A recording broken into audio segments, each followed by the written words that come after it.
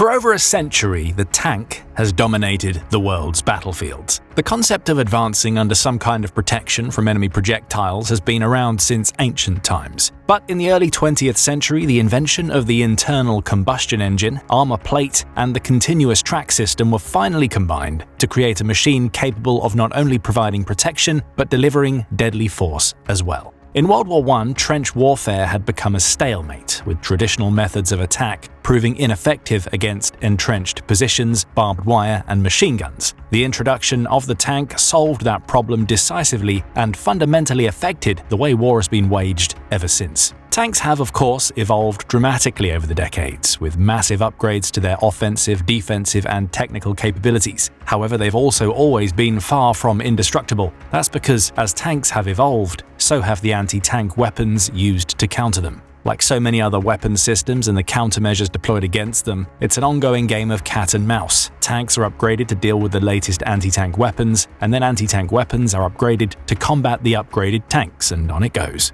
And in the ongoing battle, the anti-tank side has fired the latest deadly volley. German defense giant Rheinmetall, in collaboration with its US counterpart Lockheed Martin, has unveiled the latest evolution in anti-tank warfare, the Fuchs JAGM. Unveiled at the Defense and Security Equipment International 2025 exhibition in London, it's designed to combat the latest Russian and Chinese tanks, and its highly advanced design is sure to give tank designers in Moscow and Beijing some sleepless nights. Let's take a closer look at the Fuchs JAGM and what it tells us about tank and anti-tank warfare today and in the future. The Fuchs, which translates to the fox in German, JAGM is built on top of the Fuchs Evolution platform. The 6x6 wheeled platform has been one of Rheinmetall's stock in trade since its introduction in 1979. The versatile platform is considered by the German army, the Bundeswehr, to be the backbone of all its branches. Of the over 1,400 vehicles based on the platform that have been built over the years for the Bundeswehr, over 800 systems in over 40 different variants are still in use. As the name suggests, the most recent update, the Evolution, is jam-packed with modern features that Rheinmetall says will make it competent for the next 2 decades at least. It has an enlarged interior, can carry higher payloads, and features an improved powertrain with an anti-lock braking system and a central tire inflation system.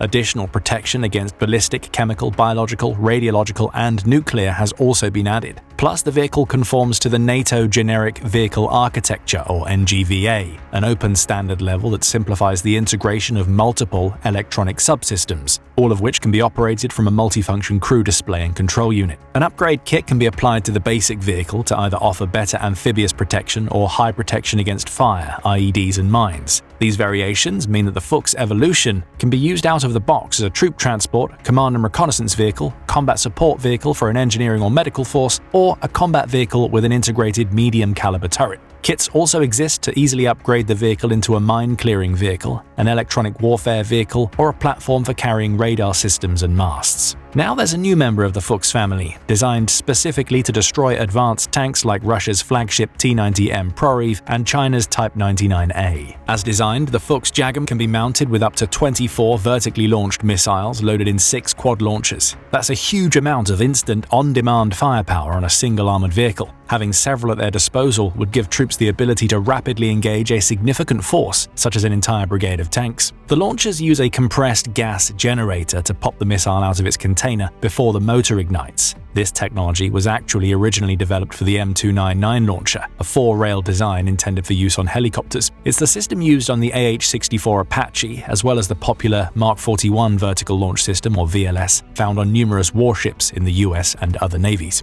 Now it's also being used on a wheeled vehicle. As for the missiles, the Fuchs JAGM can currently launch 2 types, Lockheed Martin's AGM-179 Joint Air-to-Ground Missile and the older AGM-114R Hellfire. The JAGM also comes in a medium-range JAGM-MR variant, given the system added versatility across target profiles and engagement distances. Both the Hellfire and the standard JAGM have a range of around 5 miles, while the MR version of the JAGM has roughly double the range, around 10 miles. All 3 missiles use a 20-pound, tandem-shaped charge fragmentation warhead, but they differ in their guidance methods. The Hellfire uses semi-active laser homing to zero in on its targets, meaning an operator must designate the target with a laser so the missile can strike it. The JAGM uses a multi-mode seeker that combines an improved semi-active laser seeker for precision strikes with millimeter-wave radar. The radar mode enables fire-and-forget engagements of moving targets in all weather conditions. Moreover, the JAGM can also use both modes at once, locating targets via laser designation and then homing in on them using the radar. This is especially useful if the laser beam is temporarily obstructed by atmospheric conditions or breaks off for any reason during the terminal phase of an attack. If that happens, by using the millimeter wave seeker, the missile should be able to still hit its target in most cases, but this radar engagement capability also allows for large salvo launches to strike targets simultaneously, since each target doesn't need to be individually designated by a laser. Regardless of which of the three available missile types is launched, targets are detected and engaged using an onboard electro-optical sensor package mounted on a roughly 14-foot-high telescopic mast. That should be more than sufficient elevation for the majority of line-of-sight targeting that may be required. According to Rheinmetall, the sensors are also able to acquire and lock on targets at a distance of 5 miles, which is conveniently also the maximum range of the JAGM and Hellfire missiles. However, targets can also be acquired using off-board sensors from third-party assets like drones, which may be required to achieve maximum performance from the longer-range JAGM-MR. Furthermore, the basic sensors can detect multiple targets simultaneously, allowing up to 24 main battle tanks or other targets to be engaged in rapid succession without reloading. The ability to target 24 tanks in a single salvo, pretty much simultaneously and without reloading, is the kind of advantage that can end a tank fight before it even really starts. But the Fuchs JAGM certainly isn't constrained to only hitting tanks. Rheinmetall also identifies air defense systems, patrol boats, artillery and rocket launchers, radar installations, command and control nodes, bunkers, and other structures in urban and complex terrain as suitable targets. It can also engage aerial targets like drones, at least in some scenarios. Indeed, while the JAGM missile was initially developed primarily as an air-launched anti-tank weapon, it can be readily installed on ground vehicles like the Fuchs platform and warships, including relatively small patrol boats. In its quad launcher, it can give land units, even smaller, lighter groups, a powerful weapon for engaging heavily armored vehicles, strongpoints, and similarly well-protected targets. Both JAGM and Hellfire have a pop-up flight profile, so they can be used against softer targets hiding behind hard cover, such as high walls or rocky outcroppings. That's particularly valuable in operations in dense urban areas. So considering all of these capabilities, it is somewhat of a head-scratcher why the uptake of this advanced missile has been so limited to date. Currently, only the US, UK, Poland, South Korea, and the Netherlands have ordered the JAGM missile system for use on their attack helicopters and drones. The US is already using JAGMs on its AH-64E Apache attack helicopters and AH-1Z Viper attack helicopters, as well as on the MQ-1C Grey Eagle UAV. The UK and the Netherlands have also acquired the JAGM system for installation on their AH-64E Apache helicopters, with the purchases approved by the US State Department in October 2023 and June 2025, respectively. In fact, the launch of the Fuchs JAGM is in part motivated by the desire to grow the market for the system, particularly in Europe. Speaking at the unveiling, Lockheed Martin's Vice President and General Manager of Tactical Missiles for Missiles and Fire Control, Paula Hartley, said as much. She also suggested that the collaboration between the US and German defense giants will strengthen Europe's economies and security. That could be an important factor in the uptake of the system, as NATO's European members embark on a defense spending spree not seen since the end of the Cold War. Earlier in 2025, NATO members committed to increasing their defense spending to 5% of GDP within a decade. For most of them, that means an increase of more than twofold from current levels of defense spending. The Europeans, understandably, have indicated that they intend to use the increased spending commitment to bolster their own defense industries as far as possible. At the same time, the EU has made substantial commitments to continuing purchasing large quantities of US weapons as part of a trade deal. Thus, a large portion of European defense spending will likely continue to be spent on the US-made weapons that already dominate their arsenals and new ones. However, investing in an asset like the Fuchs JAGM, which is produced by a US-European partnership, may allow them to kill two birds with the same stone, so to speak. But meeting defense spending commitments advantageously is far from the only benefit that this cutting-edge system delivers. Cost is another. When it was designed, it was expected to be considerably cheaper than other comparable armored vehicle-based anti-tank solutions, at least according to its manufacturers. To be sure, there is a fairly wide array of competition for the Fuchs JAGM in terms of anti-tank weaponry. The first tanks, like the original British World War I era Mark I, had to be attacked with artillery, mortars, and grenades, or lured into ambushes, since effective anti-tank weapons were still in their infancy. That changed near the end of the war with Germany's Mauser Tankgewehr M1918, the world's first purpose-built anti-tank rifle. During the interwar period, European armies refined the concept further, developing small-caliber anti-tank guns like the 37mm Pak-36, which became the standard for many nations. However, as tank armor thickened, these weapons quickly became obsolete, earning the nickname tank door knocker due to their inability to cause meaningful damage. That all changed with the development of the shaped charge, or high-explosive anti-tank round, HEAT for short, which enabled penetration of tank armor independent of the projectile's velocity. Lightweight, portable, heat-firing weapons like the German Panzerfaust, the American Bazooka, and the British Piat, which could be carried and operated by a single soldier, were soon rolling off the production lines. To combat this during World War II, tanks like the Soviet T-34 and German Tiger II were fitted with increasingly thick and sloped armor. Accordingly, anti-tank guns evolved to larger calibers, with weapons like the British 6-pounder and 17-pounder, and the German 8.8cm Pak-43 reaching 57 and even 128mm calibers. Post-World War II, anti-tank warfare advanced in multiple directions. The development of electronically guided missiles introduced fire-and-forget capabilities and significantly improved accuracy and range. These systems often feature tandem warheads to defeat explosive reactive armor, a defensive technology developed in response to heat rounds. Today, modern anti-tank weapon systems fall into four main categories: anti-tank missiles, rocket-propelled grenade launchers or RPGs, tracked anti-tank vehicles, and wheeled anti-tank vehicles. However, like the Fuchs JAGM, many of both the wheeled and tracked anti-tank vehicles fire anti-tank missiles, blurring some of the boundaries between the categories somewhat. The RPGs can't be considered as direct competition to the Fuchs JAGM. They're typically shoulder-fired and generally only fire a single heat round at a time. The main RPGs in use by the NATO family at present include the Swedish Carl Gustaf M4, AT4 Heat, AT4CS AST, AT4CS HP, and NLAW, short for Next Generation Light Anti-Tank Weapon. They're highly effective weapons against tanks and other armored vehicles or fortified positions, and much cheaper than the Fuchs JAGM is likely to be. But they're not vehicles, they don't have armor, and can only fire one round at a time, as compared to the JAGM's 24 precision-guided missiles. As for tracked anti-tank vehicles, the most commonly used by NATO members are in fact their main battle tanks, such as the M1A1 and M1A2 Abrams, German Leopard 2A4 and 2A5, and British Challenger 2. The M1 Abrams variants, for example, are equipped with a 120mm M256 smoothbore cannon, which fires advanced ammunition such as the M829 series APFSDS rounds. It will also fire the upcoming M1147 advanced multipurpose round, which is designed for point detonation and airburst modes. Both of these rounds are bad news for enemy tanks if they score a direct hit. There are also a number of specialized tracked anti-tank vehicles in operation. However, much like the JAGM's wheeled competitors, most models were developed in the 1970s and 80s and being phased out and can't compete with the JAGM's mobility, firepower, and high-tech features.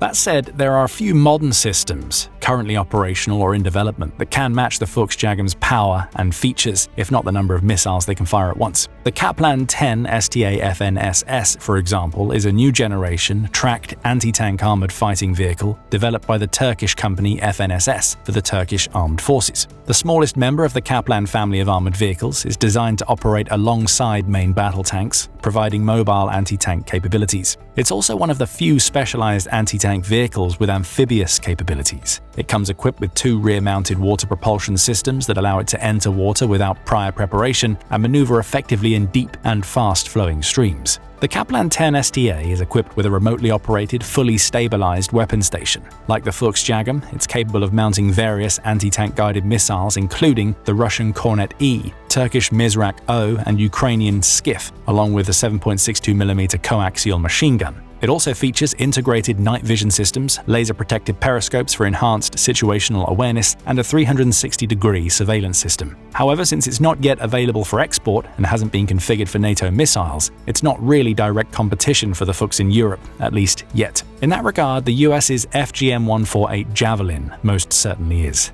The FGM-148 Javelin is a man-portable, fire-and-forget anti-tank guided missile system developed by Rheinmetall and Lockheed Martin. The system has seen extensive combat use in Afghanistan, Iraq, Syria, Libya, and notably in Ukraine, to which the US has supplied over 10,000 Javelin systems to date. It's man-portable and only has a range of around 3 miles, half that of the Hellfire or JAGM. However, it's battle-proven, readily available, and highly effective against tanks equipped with explosive reactive armor thanks to its tandem heat warhead. At a unit cost of around $175,000, the Fuchs JAGM can't compete in terms of price. Each JAGM or Hellfire missile fired by the vehicle is likely to cost a similar amount, notwithstanding the cost of the vehicle itself. Along similar lines to the Javelin, but providing more direct competition for the Fuchs, is the French Acheron MP, formerly known as the Missile Moyenne Portée, or MMP. This fifth-generation, lightweight, multi-purpose anti-tank guided missile can be either used in a standalone version by dismounted infantry or integrated into combat vehicles to create something akin to the Fuchs JAGM.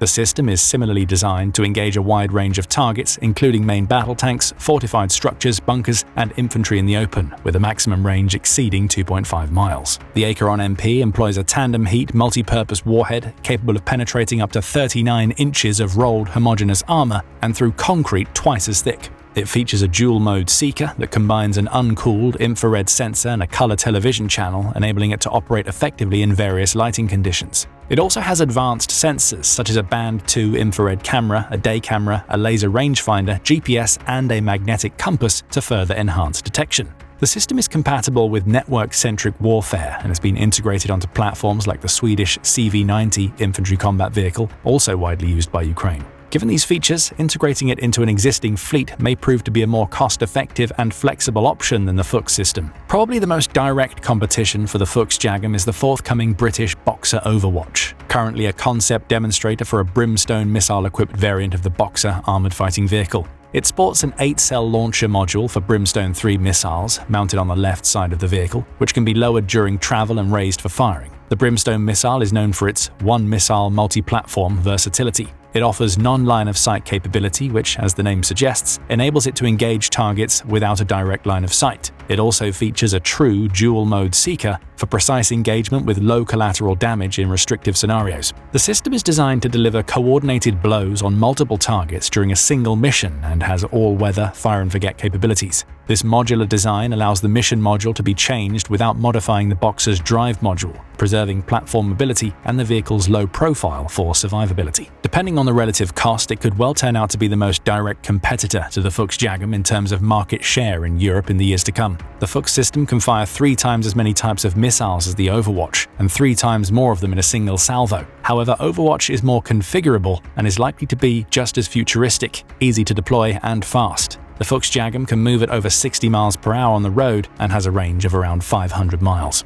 Ultimately, the main competitor for the Fuchs system is not likely to come from other high-end systems at all. Over 20,000 pieces of Russian armor have been destroyed or rendered useless by Ukraine in the 3.5 years since Russia invaded it, including several thousand tanks. Over 60% of those have been taken out by drones, most of them simple FPV drones that cost at most a few $1,000s. The missiles fired by the Fuchs system cost at least $150,000 each. That's a cost that's well worth using it to destroy a multi-million-dollar T-90M tank. However, destroying the same tank with a weapon that costs 10 to 20 times less than that and is quicker and easier to produce is likely to be an even more compelling proposition for Europe's armies, especially when vehicles like the Fuchs JAGM or Boxer Overwatch are at least as vulnerable to these drones as tanks are. As drone technology continues evolving rapidly, it might well turn out that in the next iteration of tank versus anti-tank, the technology that holds the advantage won't be the biggest, most advanced, and most expensive. Small, cheap, agile, and easy to iterate and scale, drones might well steal advanced systems like the Fuchs JAGM's thunder and their market share to boot. Time will tell. If you enjoyed this video, please hit the like button and don't forget to subscribe to the channel to stay up to date with the latest developments in military technology. Thank you for watching.